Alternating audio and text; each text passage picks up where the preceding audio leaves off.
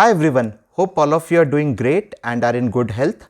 Today I am going to talk about a very interesting tool, a tool which we all use in our day-to-day life as a Scrum Master or an Agile coach. This is nothing but Agile Maturity Assessment tool. I'm sure you would have seen various formats and types of these tools, but I'm going to talk about a very simplistic model. Although it's a very simple model, it's quite effective in gauging the maturity of our Agile teams. The core part about this tool are the 12 principles of the Agile Manifesto.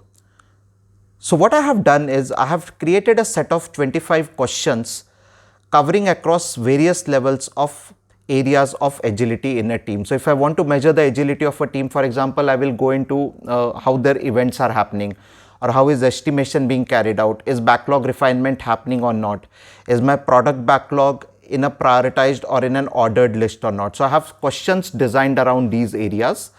Once these questions have been created, I have mapped each question to a single principle of the Agile Manifesto.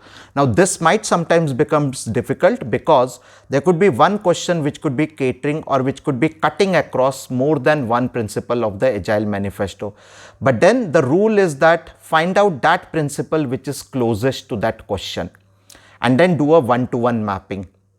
For each question, there is a scoring field wherein we are going to capture a score which a team is receiving for that question on a scale of 1 to 10, 1 being on the lower side, 10 being on the higher side, and 5 being at the middle.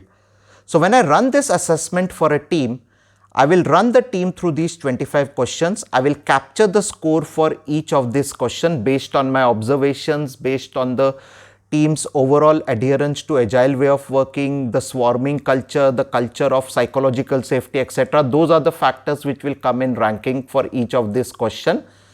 And once I get all the questions answered, the next step involves rolling up this data at a principal level.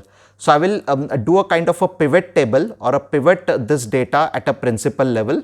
And this could either be a simple average where whatever are the responses for a question under a principle, we do a simple average and come out with a principal level score.